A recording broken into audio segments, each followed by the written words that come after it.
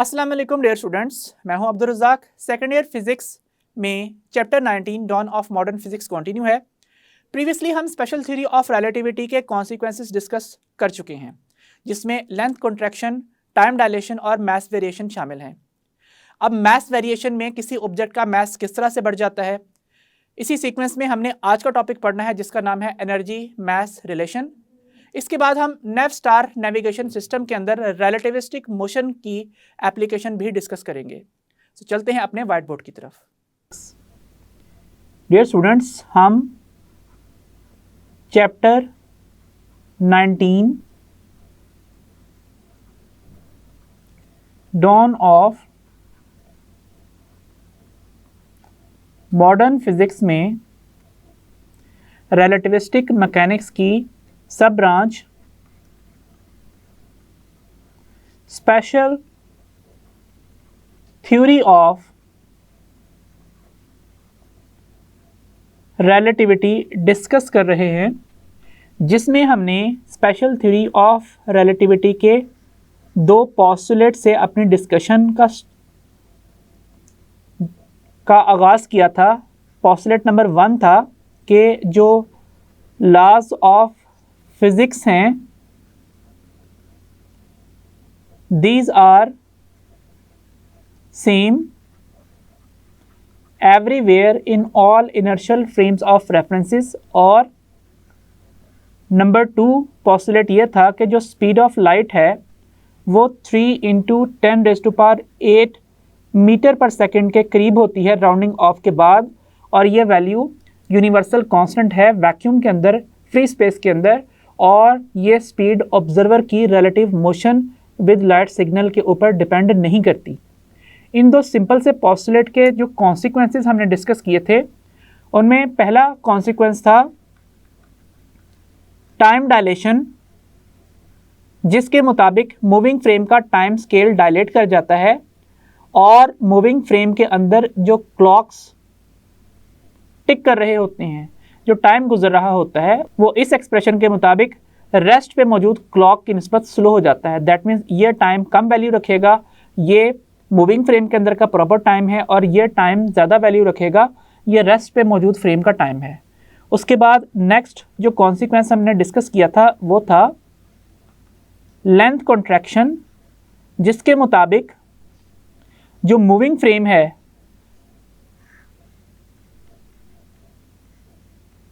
उसकी लेंथ किसी रेस्ट में मौजूद फ्रेम के अंदर मौजूद ऑब्जर्वर को कम फील होती है, क्योंकि मूविंग फ्रेम सिकुड़ जाता है और उससे आगे मौजूद फासले ज़्यादा फील होते हैं। इसके बाद थर्ड जो कॉन्सिक्वेंस हमने प्रीवियसली डिस्कस किया था वो था मास वेरिएशन, जिसके मुताबिक मूविंग ऑब्जेक्ट का मास इंक्रीज कर जाता है, और ये इंक्रीज्ड मास m इस एक्सप्रेशन से फाइंड आउट किया जा सकता है, जहाँ पे m0 क्या है, रेस्ट मास ऑफ ऑब्जेक्ट है। अब मास वेरिएशन के रेफरेंस में हम एक और इफेक्ट डिस्कस करने जा रहे हैं, जिसका नाम है एनर्जी मास रिलेशन। हम स्कूल फिजिक्स में न्यूक्लियर फिजिक्स के टॉपिक में E = mc² का एक्सप्रेशन पढ़ चुके हैं। ये आइंस्टाइन की फेमस इक्वेशन है जो कि एनर्जी और मास को लिंक करती है। यहाँ पे हम ये देख सकते हैं कि अगर कुछ मास किसी न्यूक्लियर रिएक्शन में वैनिश कर जाए, गायब हो जाए, तो उसके करस्पॉन्डिंग कितनी एनर्जी मुख्तलिफ फॉर्म्स में जनरेट होगी, या फिर अगर एक certain amount of mass energy से बनाना हो तो उसके लिए कितनी एनर्जी रिक्वायर्ड होती है।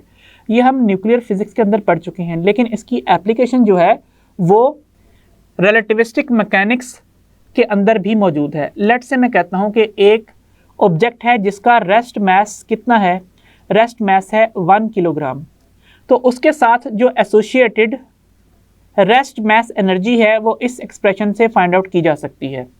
दैट मीन्स यहाँ पे m0 की जगह पे हम 1 किलोग्राम पुट कर देंगे और c की जगह पे 3 × 10⁸ मीटर पर सेकेंड पुट करेंगे, और यहाँ पे इस टर्म का स्क्वायर मौजूद है, और E0 बन जाएगा 3 × 10⁸ का स्क्वायर, और साथ ये वाला किलोग्राम मौजूद है, और ये वाला मीटर पर सेकंड है और इसका स्क्वायर मौजूद है, जिससे रेस्ट मास एनर्जी जो इस 1 किलोग्राम के ऑब्जेक्ट के साथ लिंक्ड है उसकी वैल्यू क्या आएगी, वो आएगी 9 × 10⁻16 kilogram metre square per second square. और हम ये बात जानते हैं कि वर्क डन का एक्सप्रेशन चूंकि F.D होता है, इसलिए ये जो यूनिट है वर्क का जूल, ये न्यूटन मीटर के इक्वल होता है और further newton kilogram metre per second square into metre, that means kilogram metre square per second square के इक्वल होता है। तो हम इस पूरे टर्म की जगह पे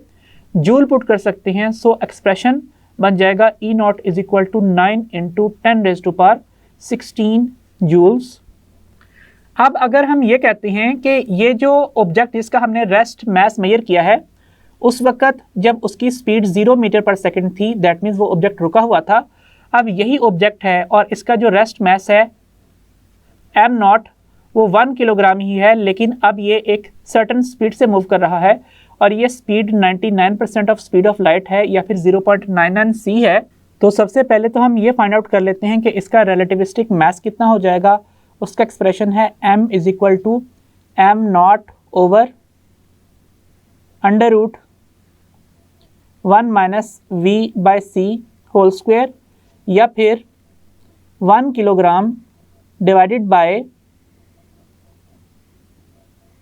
ब्रैकेट के अंदर आएगा 0.99 c डिवाइडेड बाय c और इस टर्म का स्क्वायर है, c से कैंसिल आउट होगा और 1 किलोग्राम डिवाइड होगा 1 - 0.99 स्क्वायर और डिनोमिनेटर के होल अंडर रूट के साथ। तो इस वजह से जो रिलेटिविस्टिक मास आएगा इस ऑब्जेक्ट का वो तकरीबन 7 किलोग्राम के इक्वल आएगा। अब अगर मैं इस रिलेटिविस्टिक मास वाले ऑब्जेक्ट की रिलेटिविस्टिक एनर्जी फाइंड आउट करना चाहूँ तो उसके लिए अगेन इक्वेशन mc² सॉल्व करनी है, जिसमें m की वैल्यू 7 किलोग्राम है और जो c है उसकी वैल्यू 3 × 10⁸ मीटर पर सेकंड है और c स्क्वायर है तो इस टर्म का भी स्क्वायर होगा, जिससे e की वैल्यू क्या बनेगी 7 kilogram into 9 × 10⁻16 metre square per second square. और फर्दर ये वैल्यू बन जाएगी E = ये वैल्यू बनेगी 63 × 10⁻16 kilogram metre square per second square, जिसे हम 63 × 10⁻16 जूल्स भी लिख सकते हैं। तो अब ज़रा इन दोनों वैल्यूज़ को कंपेयर कीजिए। इन दोनों वैल्यूज़ की कंपैरिजन से हम जो मास एनर्जी में चेंज है इस ऑब्जेक्ट के लिए वो फाइंड आउट कर सकते हैं और वो E - E0 से हासिल होगा। E की वैल्यू 63 × 10⁻16 जूल्स है, जबकि E0 की वैल्यू कितनी है, वो है 9 × 10⁻16 जूल्स। जो टर्म्स कॉमन निकल सकती हैं उन्हें कॉमन निकालिए। सो 63 - 9 ब्रैकेट के अंदर होंगे और 10⁻16 जूल्स कॉमन होगा। सो आंसर आएगा 54 × 10⁻16 जूल्स के इक्वल। ये एनर्जी चेंज हम एक और मेथड से भी फाइंड आउट कर सकते हैं। हम यहाँ पे लिख सकते हैं कि जो डेल्टा E का एक्सप्रेशन है, जिसे अभी हमने E - E0 लिखा है, तो चूंकि E mc² के इक्वल है और E0 किसके इक्वल है, वो m0 c² के इक्वल है, तो ये एक्सप्रेशन लिखा जा सकता है delta E = m - m0 c² या फिर delta E = delta m c²। अभी हमने सॉल्व करते हुए रेस्ट मास को 1 किलोग्राम कहा था और रिलेटिविस्टिक मास जो है वो 7 किलोग्राम के करीब आया था 99% ऑफ स्पीड ऑफ लाइट के इक्वल स्पीड से मूव करते हुए ऑब्जेक्ट के लिए। तो यहाँ पे अगर हम डेल्टा m फाइंड आउट करें तो वो वैल्यू कितनी होगी, m - m0 that means 7 kilogram -1 kilogram that means तकरीबन 6 किलोग्राम के करीब आंसर आएगा। और अब इस एक्सप्रेशन में वैल्यू पुट कर ली जाए delta E = delta m c² में, तो डेल्टा m 6 किलोग्राम है और c square 3 × 10⁸ metre per second के होल स्क्वायर के इक्वल है, जिसकी वजह से यहाँ पे भी जो आंसर आएगा डेल्टा E का एक्सप्रेशन बनेगा 6 किलोग्राम मल्टीप्लाइड बाय 9 इंटू 10⁻16 और यहाँ पे जो यूनिट्स का स्क्वायर है उसकी वजह से metre square per second square आएगा। सो चेंज इन एनर्जी किसके इक्वल आएगी, 6 इंटू 9 किसके इक्वल आता है, ये बनता है 54 और साथ 10⁻16 मौजूद है और यूनिट्स क्या हैं, kilogram metre square per second square, जिसकी वजह से ये जो चेंज इन एनर्जी है इसकी वैल्यू 54 इंटू 10⁻16 जूल्स के इक्वल आती है। और ये वाली जो एनर्जी चेंज है किसी ऑब्जेक्ट के लिए जब वो रिलेटिविस्टिक स्पीड से मूव कर रही हो तो वो एनर्जी इस मेथड से कैलकुलेट की गई एनर्जी के इक्वल ही आती है। सो इसका मतलब है कि ये जो एनर्जी का चेंज है, मैस एनर्जी का चेंज, ये मैस के चेंज के साथ लिंक्ड है। और इसके अलावा हम यहाँ पे ये बात भी कंक्लूड कर सकते हैं कि चूंकि अगर हम delta E is equal to delta M C square से डेल्टा एम फाइंड आउट करना चाहें तो इक्वेशन बनती है delta E by C square is equal to delta M, या फिर delta M is equal to delta E by C square. अब हम ये बात जानते हैं कि ये वैल्यू बहुत ही बड़ी है, इसलिए बहुत ज़्यादा एनर्जी चेंज के हिसाब से जो मैस चेंज है वो बहुत ही थोड़ा होता है।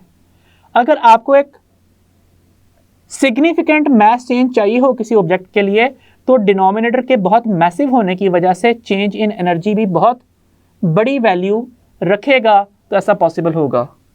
जैसे कि अभी डिस्कस की जाने वाली एग्जांपल में हमने देखा कि 6 किलोग्राम के मैस चेंज के लिए 54 इंटू 10⁻16 जूल्स एनर्जी हमें रिक्वायर्ड होती है। इसके बाद हमारी आज की जो नेक्स्ट सब हेडिंग है स्पेशल थ्योरी ऑफ रिलेटिविटी से रिलेटेड, वो है नेवस्टार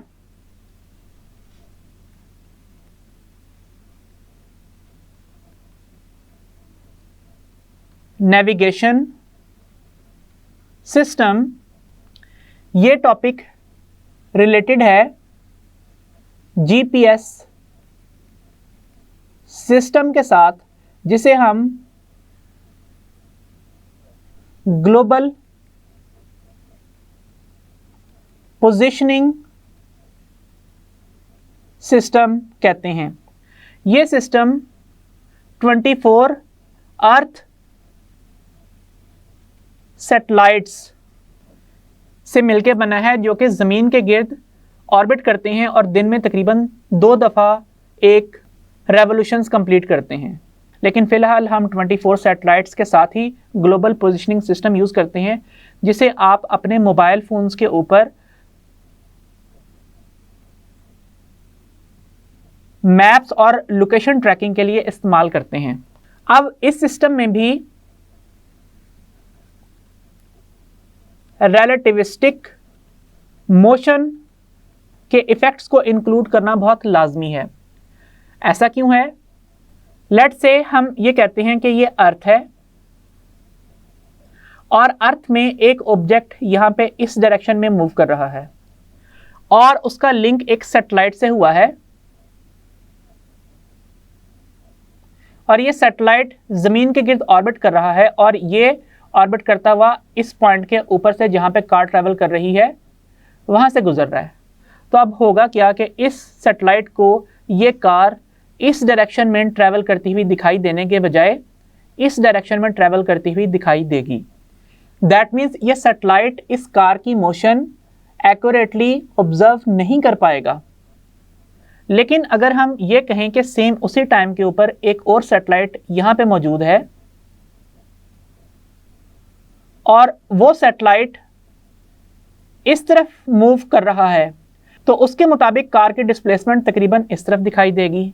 फिर सेम उसी टाइम के ऊपर यहाँ पे एक और सैटेलाइट हो और वो सैटेलाइट ट्रैवल करके इस तरफ जा रहा हो, तो उसको कार की ये मोशन इस तरफ ज़्यादा हाई स्पीड से दिखाई देगी। और सेम उसी टाइम के ऊपर अगर हम कहें कि एक और सैटेलाइट यहाँ पे इस तरफ ट्रैवल कर रहा है, तो उसको कार की स्पीड तकरीबन, तो उसको कार की जो मोशन है वो इस तरफ दिखाई देगी। और अगर एक 5वां सैटेलाइट हो यहाँ पे इस जगह के ऊपर मौजूद और ये इस तरफ मूव कर रहा हो, तो उसको जो सैटेलाइट की, तो उसको ये जो गाड़ी की मोशन है ये तकरीबन इस तरफ दिखाई देगी। तो ये तमाम सैटेलाइट्स इंडिविजुअली इनएक्यूरेट ऑब्जर्वेशंस करेंगे, और अगर एक अकेले सैटेलाइट की बात हो तो गाड़ी की लोकेशन जो उसके जीपीएस सिस्टम के ऊपर आ रही होगी या किसी मोबाइल डिवाइस के ऊपर आ रही होगी तो वो इनएक्यूरेट होगी। लेकिन जैसे जैसे ये अर्थ के ऊपर ट्रैवल करने वाली कार का जीपीएस ज़्यादा सैटेलाइट्स के सिग्नल कैच करना शुरू कर देगा, वैसे वैसे ये इनएक्यूरेसी ख़त्म होती चली जाएगी, क्योंकि जो जीपीएस सिस्टम है वो ज़्यादा सैटेलाइट्स की इनएक्यूरेट रीडिंग्स को एक साथ मिला के देखेगा। तो ये सारे इफ़ेक्ट्स जो रिलेटिव मोशन की वजह से आ रहे हैं ये कैंसिल आउट हो जाएंगे, और सिर्फ actual direction of motion of car prominent हो जाएगी। तो अगर ये रिलेटिविस्टिक इफेक्ट्स ना लिए जाएं तो ये मोशन इनएक्यूरेटली ऑब्जर्व होगी इन सैटेलाइट्स की मदद से। अब यहाँ पे एक एग्जांपल बुक ने डिस्कस की है, जिसके मुताबिक अगर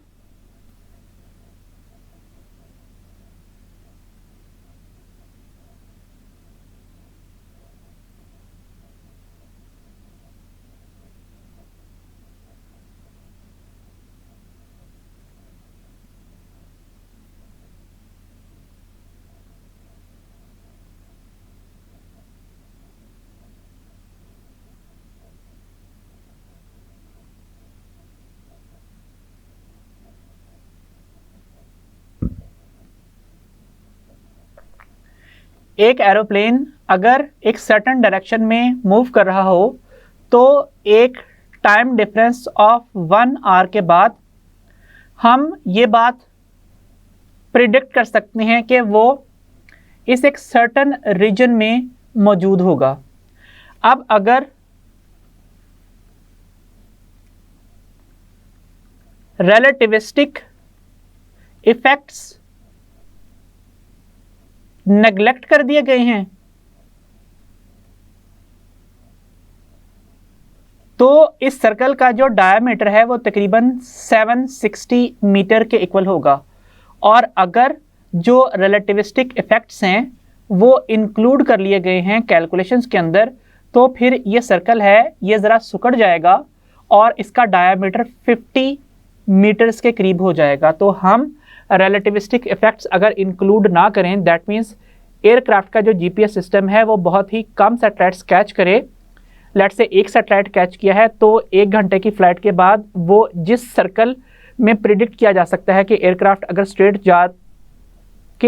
अगर स्ट्रेट मूव करता रहा हो तो वो इस सर्कल ऑफ 760 मीटर डायामीटर के अंदर एग्जिस्ट करेगा। तो अगर उसकी मोशन में ज़्यादा सैटेलाइट्स की रीडिंग्स इन्वॉल्व हो जाएं, that means relativistic effects include कर लिए जाएं, तो सर्कल का डायमीटर छोटा हो जाएगा जिसके अंदर एयरक्राफ्ट मौजूद हो सकता है 1 घंटे की फ्लाइट के बाद। ऑब्जर्वेशन हमने सिर्फ यहाँ पे की है, दैट मीन्स ऑब्जर्वेशन करने के बाद जहाज़ का जो एयरक्राफ्ट का जो जीपीएस सिस्टम है वो ऑफ कर दिया गया है, लेकिन जीपीएस सिस्टम 1 घंटे की फ्लाइट के बाद भी प्रिडिक्ट कर सकता है कि एयरक्राफ्ट तकरीबन कहाँ पे मौजूद होगा। तो जो एयरक्राफ्ट एक्सीडेंट का शिकार होते हैं, समंदर में गिर जाते हैं, डूब जाते हैं, तो उनकी लोकेशन कहाँ होगी वो इसी मेथड के ज़रिए से फाइंड आउट की जाती है। इसके अलावा यहाँ पे कार की स्पीड की एग्जांपल दी गई है।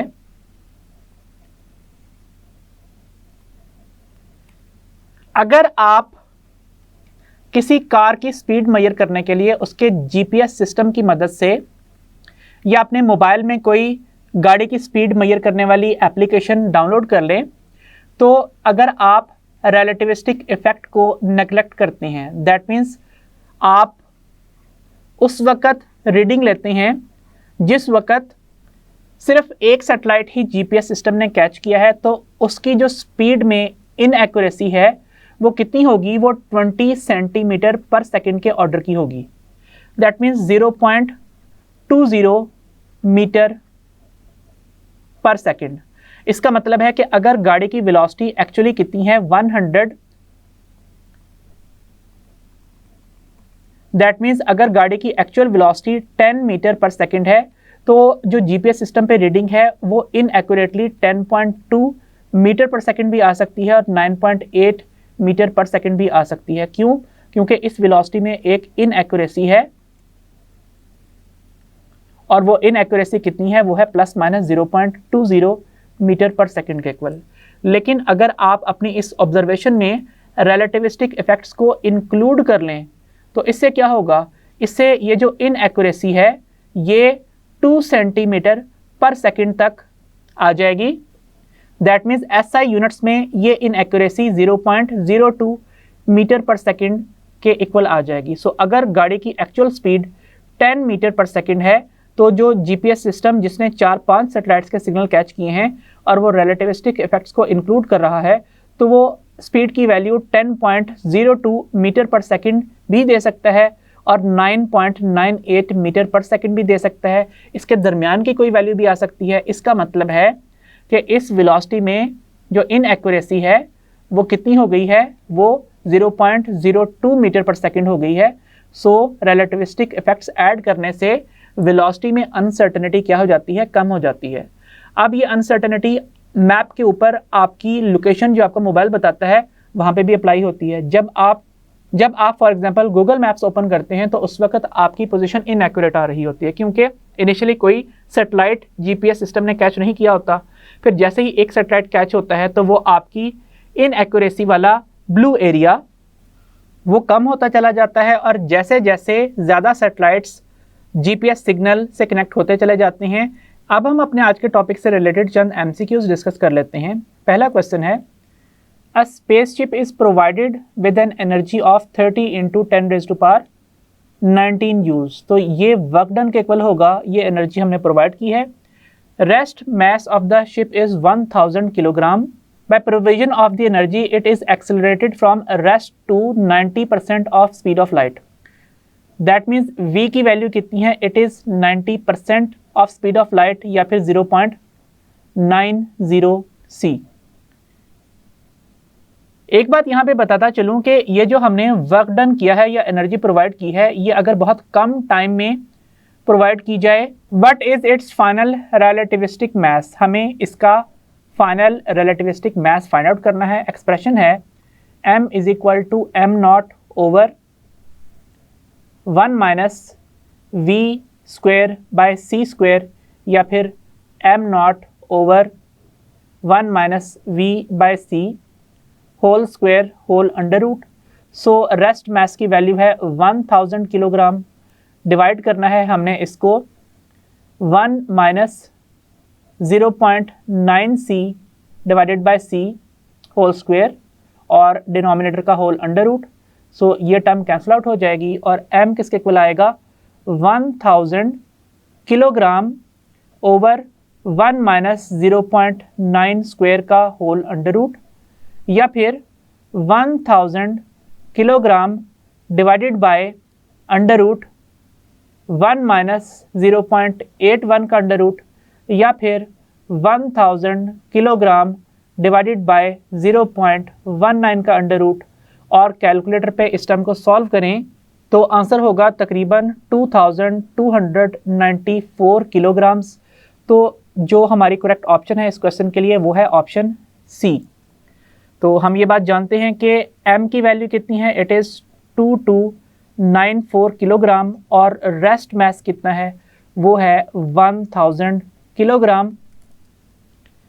A spaceship is provided with an energy of 30 × 10⁻19 joules. Rest mass of spaceship is 1000 kilogram.